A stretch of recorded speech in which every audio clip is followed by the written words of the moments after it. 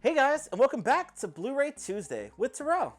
Alright, so we took a week off, but for a good reason. So this past week, we had a 5. Isn't that great? It's, Unnamed Footage Festival. You see me post like crazy, and this past week you probably see me post a lot of Terrell feeds with a lot of cool filmmakers. You probably seen me post a lot of cool movies that you may not have heard of, most likely, because a lot of them are world premieres. And yeah, I don't know. It's been a long, long week. I feel like this month is the longest month of the fucking year and last year. I don't know. It's really weird. I feel like we should be in April by now. We had delayed savings time, which fucked me all the way up. Why do we even have delayed savings time, by the way? I want to know. I just see they passed some law or something that they might take it away next year.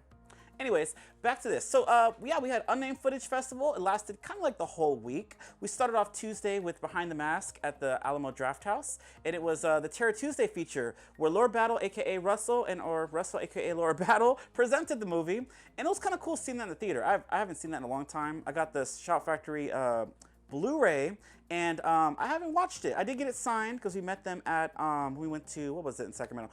Sinister Creature Con. They were super cool, super nice. I think I posted those too if you guys check those out. But yeah, so that was great. That started off Tuesday. And then Thursday was like our whole like little power hour slash recalibration. I can't know how to say the words. Recalibration party. Anyways, that was super fun. We had everyone get together and we watched Bad Ben 7, the Nigel Bach film. So Bad Ben films, I only seen the second one, and I'm sorry, Nigel Bach, if you're watching, that was not it.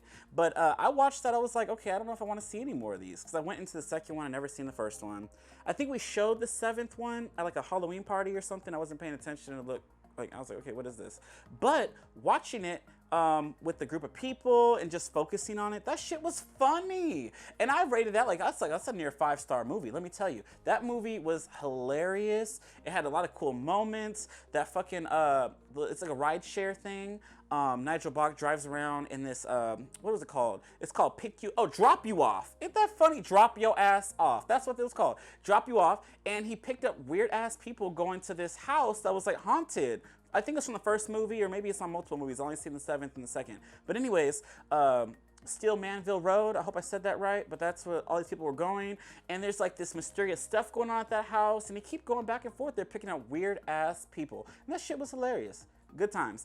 And after that, we watched, it was a power hour. We had to take a drink after every small little feature. And by that point, I would drink so much, like I was wasted. Like I went in there, I had shots already before I got there. I had a margarita next door. That place was good. Lolo's, Lala's, whatever the fuck it's called. It was amazing. So I was already feeling myself. So I got there, I had a beer or two, and then I had shots, and then I don't know, I kind of blacked out. I don't know, but that shit was fun. Every time I said drink, I drank. If it was a shot, a swig, I don't know, but I was a hot ass mess. I was so embarrassed the next day. And I woke up, I was like, okay, I'm definitely not in my 20s anymore. Like I woke up, I thought the world ended. I was in bed, I threw up. It was just disgusting. It was just awful, just bad. We can cut this part out. I don't want to talk about this. Anyways, it was gross. So, yeah, so the next day, Friday, we had another feature at the Roxy, the legendary Roxy. We saw Base. Base is about these people, crazy people, by the way. This is a horror story in itself. People jumping off of high cliffs and shit. Who does it? Skydiving? It's crazy. I wouldn't do it. It's base jumping, I guess. Base jumping. So that's why it's called Base. And it has like this, it's not really horror, it's horror to me, let me tell you, because I couldn't do it. Like, I'd be terrified. I mean, give me Freddy, Jason, and Chucky, because I can't do it. Jumping off those tall buildings, and it was basically filmed as them, like, it was found footage in a sense. It was like they're filming their jumps and their like falls and all this shit. People were dying. There was like a love triangle. I don't know. The main character was kind of shitty to me. I don't want to spoil that one too much, but y'all should check that out. It's called Base. I don't know if Amazon Prime has it still, but y'all look that up. B-A-S-E. Base. That was great. But yeah. So moving on through the festival. It all kicked off Saturday and Sunday, and that's where, oh man, I saw this year. I will say, I talked about it the past couple weeks. We were talking about like, oh, how great like part 2 was. They all were great, honestly, but this one, I think we came into our own, and we're even getting better. I feel like we had a lot of filmmakers, by the way, like a lot. Like I have this little program here, and it's filled with signatures, so everyone who came out. the only feature that I've seen before this was Curse of Aurora, and that movie was great on the big screen. And Lana came out, and the director or so, both the co-creators of that film, and they were hella nice. If you follow them, Lana, I can't remember her Instagram, but maybe we could put it somewhere on this thing.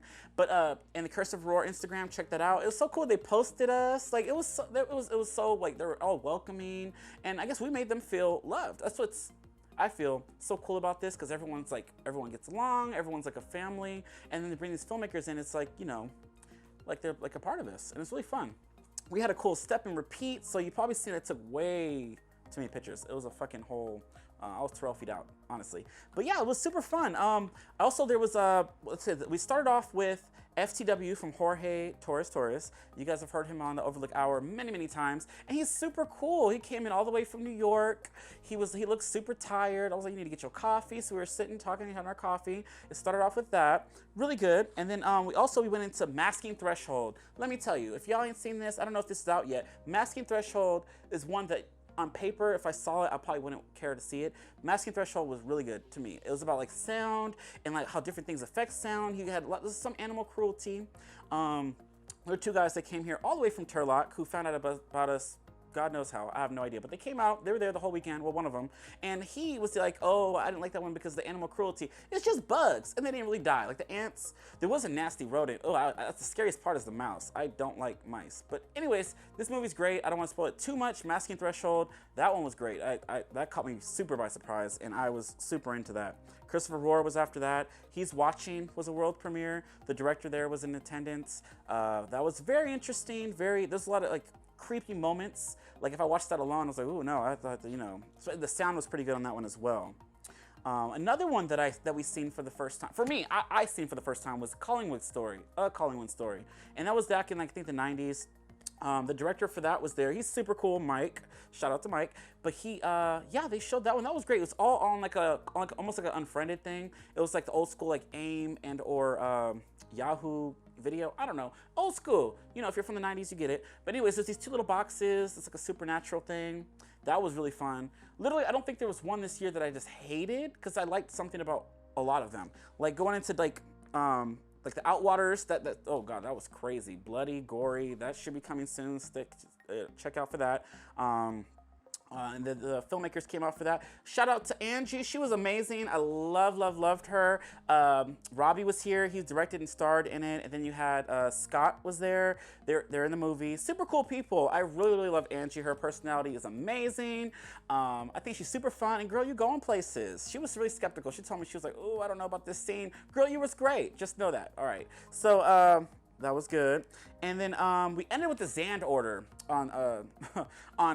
this is a long day, by the way. And then Zand Order, I guess, was the fun one. We showed that at 11. I mean, I guess it was, I don't know, maybe I needed to drink more, but I was so hungover all day I didn't even want to touch alcohol. But that one was a fun one. If I maybe had a couple more drinks. The acting was horrible, but I'm Team Vex. I know a lot of these people here listen to the podcast. Sarah, the director, I think she's on the podcast. She'll put the number somewhere. We'll put the number on this. But anyways, they talked to her. She's super nice. And yeah, I was super excited for this. I mean, it was all right. As the characters, I like Vex. That bitch was just popping off on everybody, and she was just crazy. And then you have the other chick that was just smoking a lot, Jessica, and she's like a yes girl, and she like named herself Jessica. I guess the director asked them to name themselves, and she named herself Jessica because she's a yes girl. And Vex, I don't know why she wanted to name her. Maybe because she's a Vex. What is that? What is a Vex? I don't know, but they were crazy. And then I remember the detective bitch was crazy with her fucked up hair and the way they were talking to each other, telling her you're gonna kill yourself. I don't know, you gotta watch it, the Zand Order.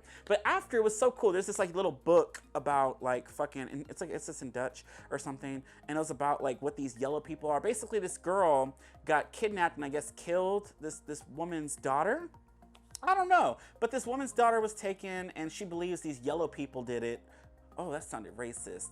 But it's not. You gotta watch it. They have yellow robes. They're like regular people with yellow robes, you know? And basically this book showcases, I don't know where she got this book. It's like a coloring book. And anyways, it was so cool. The Overlook Theater thought of it a cool idea. They got it, the woman, I guess she sent it to us. I don't know. After the movie, I got a book. I should have brought that. That would be kind of cool to showcase. But anyways, the Zand Order, that was fun, I guess. It wasn't my favorite of the night. And by that point, I was kind of tired. But the Zand Order was fun. So Team Vex on that one. And then we went into Sunday. So Sunday, we started off with the Gerber syndrome. So the Gerber syndrome, I hell like that movie. Again, I was super tired, but that first movie we had one of the stars of the movie, Luigi, super nice. He came out with his girlfriend, and he plays the main character in this movie. What's about like this like pandemic about to happen, and when I watched it, I'm like, okay, this is probably just like a COVID movie. Like this is literally like, oh, okay, there's a lot of those nowadays, because it basically was like that. Like people like were getting infected, people were dying. It was affecting people kind of differently, and they had to quarantine people. It was just, you know, kind of like a zombie thing, but it was like pandemic. Anyways, but after it was over, we had the whole Q&A. Shout out to Lord Battle, aka Russell and Clark. They both, you know, talked about this film with Luigi, and yeah, they said this was filmed in 2011, which is crazy. That's like fucking 10 years ago, and wow. So they're like pulling the Simpsons on us, like they fucking tell in the future. I don't know. It's kind of interesting to see something play out like that kind of happened, you know, with us, and we're still going through right now. That movie was great. I highly recommend that one. That's on DVD. Check out Amazon. Next up was Wessons. I'm going through all these movies, y'all. Sorry. But y'all need to check these out. Found footage. Yes. So the Wessons. Wessons was a weird one. One I thought I would not like. Another one that I think it's subtitled, so you're gonna have to read. But this one was good. It was very interesting. And this is about this big fucking rock. That's where it got good. And it started, I probably shouldn't talk about that. Anyways, this rock is mysterious, and something mysterious happens, and you're just like, what the hell? And you gotta keep watching. This one was filmed pretty good, and it took a cool turn that I didn't see coming, and I'd highly recommend that. I rated that pretty high. So we'll see how that lands on, yeah. All right, next up was like kind of comedy. Bolt Driver. I loved Bolt Driver. At first I was like, I don't like this shit. But it's supposed to be kind of like Taxi Driver. It's about this guy, another ride share movie, and he's fucking going around. He wants to just fuck girls and meet OnlyFans girls. He's creepy as fuck. Okay, I get if you want to approach a girl and try to talk to her, but he is creepy. Like very, very creepy. Like the way he says things, and then I don't know. Then he goes to stalk their Instagram pages. He's on it, and it just goes, gets crazier from there. So y'all need to check that out. I'm sure you can find that one. I believe that one might be out already. And that one led into the Fixita. What was it? Craig Fixita America. I wasn't too fond of this one, but it was kind of funny. It was like a game show type of thing. You know, yeah. That one was all right. All right, and then next up, we're in the middle of the day. So for this Sunday, again, it started off with like kind of the slower ones, and it went into some craziness. So we can get through these. The next one is Future Fiction. That one was a world premiere, and that was fun. It takes place in New Mexico or Mexico City, New Mexico City. And it has Nina, who wants to be a filmmaker, but she's this cool dancer, and it has this cool 360 camera. Ooh, it was crazy. There's this crazy ass dance. It's very Suspiria-like, and like, oh man, you guys gotta watch this one. It's very eerie, creepy, and it makes you fucking think. So check out Future Fiction. That was great. That was on the top of my list. Next up is Deadware. Very Collingswood story-ish. About two people talking, and there's this like demon, this game. It reminded me of Isolation, if you guys watch Isolation on Twitch, Barely Functional Gamers. But yeah, it was very that. It's like a little touch and go type of game that's like haunted by this mysterious Amy. And that one was pretty good. I liked that one a lot. I had a lot of fun with that one, and I hope that's on physical media. I didn't look that up, but I need to check that out. And one of the biggest ones that I liked also this night was Next Up.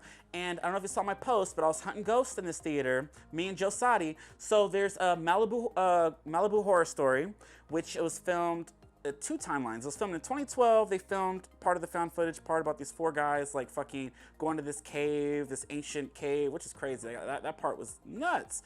And like it's like haunted by these ancient Indians or something, Native Americans.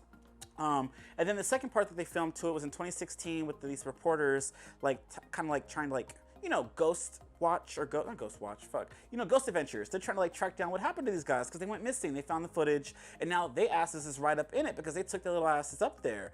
Yeah, that one was really fun. We had some of the filmmakers there. Scott was there. Valentina, who played Ashley, I believe her name was in the movie. And then you had Hector in there, who played Carlos. They were super cool. You guys need to go give Malibu Horror Story a follow because when that hits, they're trying to go for a theatrical release, but if it hits theatrical or VOD, you guys should definitely check that out because that one was a highlight. I had a lot of fun with that one, and yeah, I feel like that could have like sequels and stuff. So yeah, found footage is where it's at, y'all. Y'all can, you know, watch it. All right. So the next up, we had two more movies of the night. Was The Alien Report.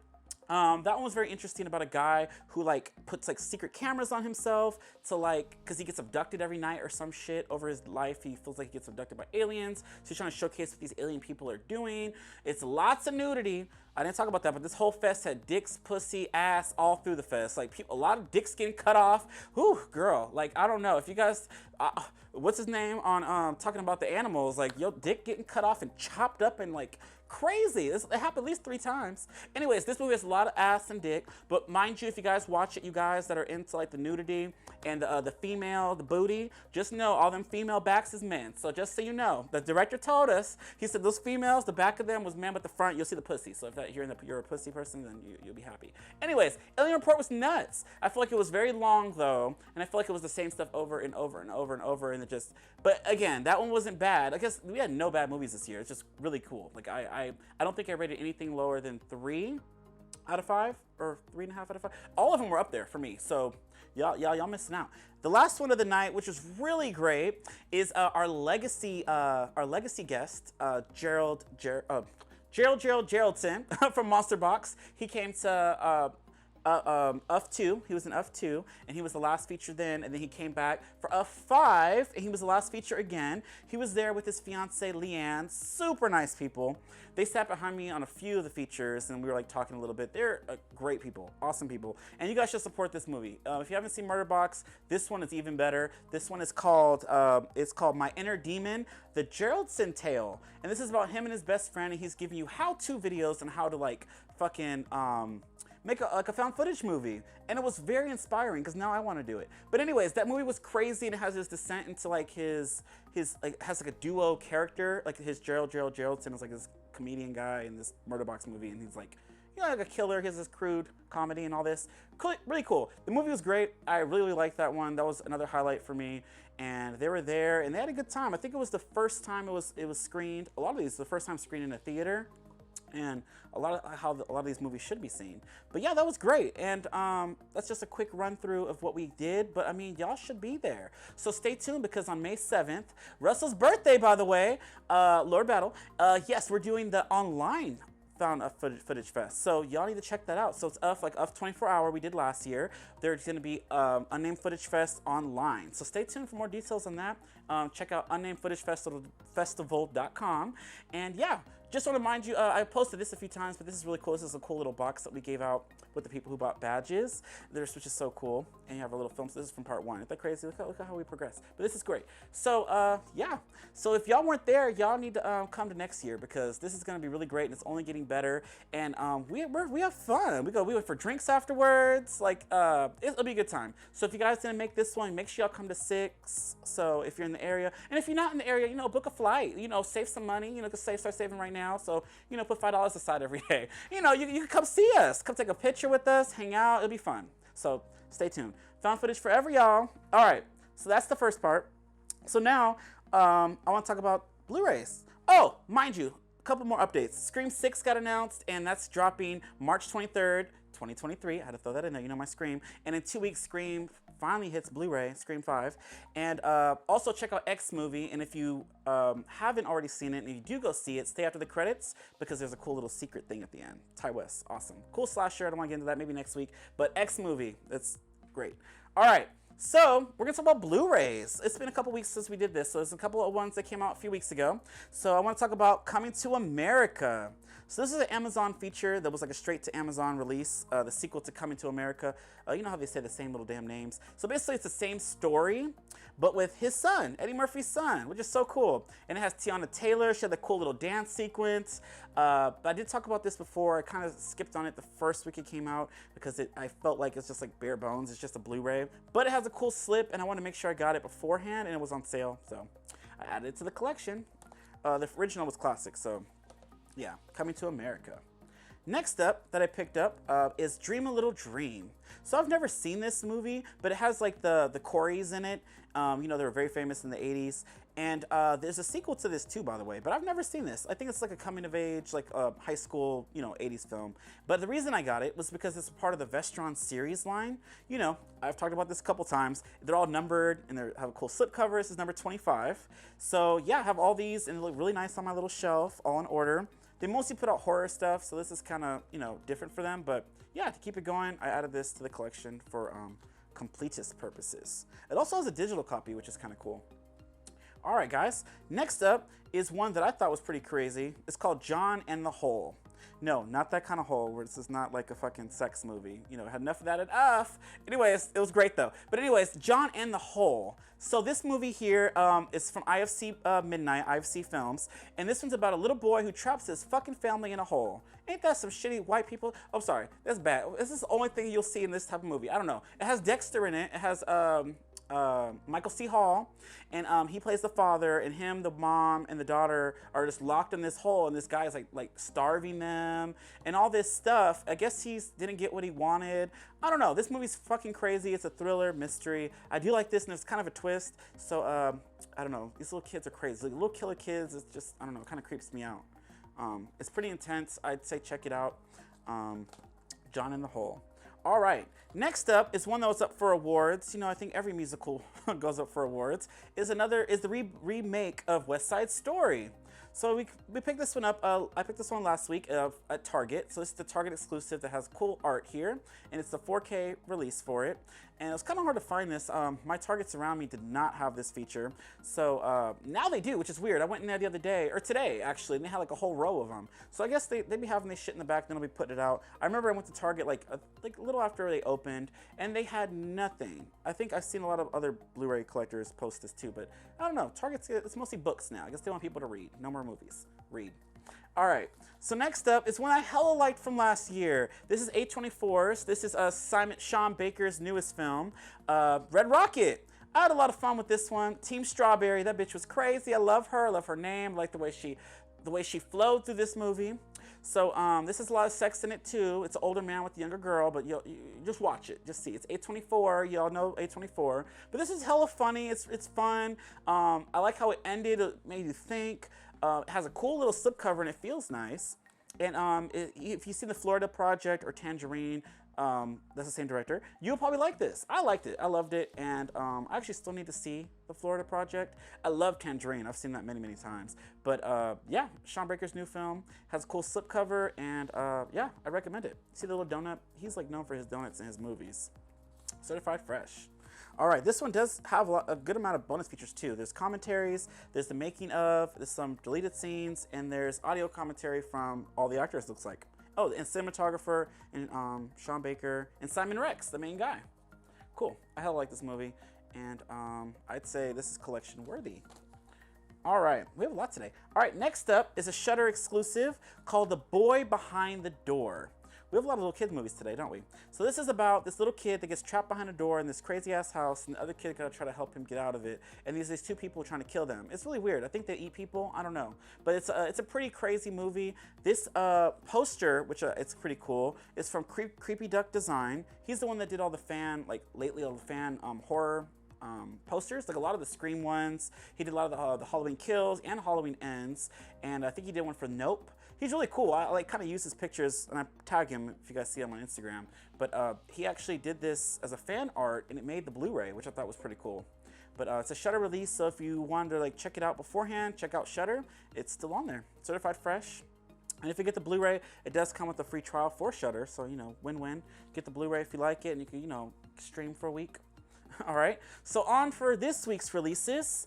This week we got, this is a Lionsgate feature. I think it's straight to Blu-ray. I think this had a short theatrical run. And if you get this at Target, there's a 15% off cartwheel discount. I think it's like 14 bucks, so it's like 15% off of that. Y'all do the math, I don't remember, I got my receipt. Anyways, For the Love of Money. Who doesn't love money? And it has Cat Williams. I used to love Cat Williams. He's funny as hell. And it has Carrie Hilson, if you know her from the music. You know, she disappeared when she tried to like shade Beyonce. Of all people, that's why her career's gone. That's why she's in this. All right, and then you have Lisa Ray. I love, love, love Lisa Ray. You know, the Players Club, that's my girl. Lisa Ray is that bitch, period. And she's here. She's in this movie. That's why I bought it. I bought it for her. And you have a bunch of other new rapper people up here. I have no idea. Like, I don't know who DC Young Fly is, but if y'all do, if y'all like him, check it out. I don't know who's Rot Me. I don't know. I don't listen to that, I guess, as much. But yeah, I'm here for Lisa Ray and Cat Williams. But who's DC Young Fly? I feel like I've seen him. I think he had leaked photos. Anyway, so yeah, check this out, y'all. It has a digital copy. It's rated R for a lot of blood and sexual content. Check that out. It's a blind buy for me. All right, next up is more Michael C. Hall, and this is Dexter: New Blood, the reboot to Dexter. I talked about this series throughout a couple of the other episodes, but it finally was released on Blu-ray today. There's a regular release, and I went with the steelbook because I thought it would be limited, and Best Buy had a whole row of these. So if y'all want this, Best Buy has a whole row. Amazon just dropped their price on it as well. But Dexter: New Blood, it has 30 minutes, a new 30-minute featurette, and I don't know where they're gonna go with this. You know how Dexter, well, I don't know if you know, but Dexter ended on like a weird ass ending. He had like 3 different endings, and none of them were really that satisfying. So they brought it back like what, 10 years later, 8 years later, or whatever. It had 8 seasons originally, so this is kind of like season 9 or like a reboot, and they wanted to continue to have like a better ending. I don't know, and I feel like this ending wasn't. I get it. I feel like the ending of this is what it was, and that's what it was maybe supposed to be, but I do feel it was kind of like not done in a right way, or a way that I was satisfied with. It's hard to say without like spoiling it, or just my opinion again. But overall, I liked this show. It started off great and it just went downhill, then it just didn't. I don't know. Some of the characters I didn't like, but I got it for completist purposes, and now I have the whole series. I don't know where they're gonna take it if they do a second season, but it'll be interesting to see if they do. I think it got enough viewership that they might do one, but we'll see. Stay tuned. All right, and the last release for this week, probably the biggest release for today, is Nightmare Alley.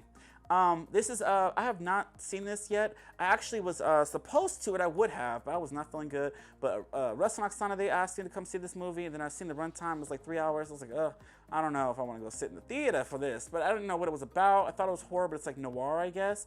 But I heard a lot of good things about this. So I'm hella excited to watch this. There was a really cool steelbook for this. This is a semi-horror film, and a lot of those don't get steelbook releases on release week. But Best Buy did a cool Best Buy exclusive. But it seems like none of the stores got them. I was seeing online that, because I was gonna maybe order that one this morning, but it was like sold out everywhere. I couldn't even order it again.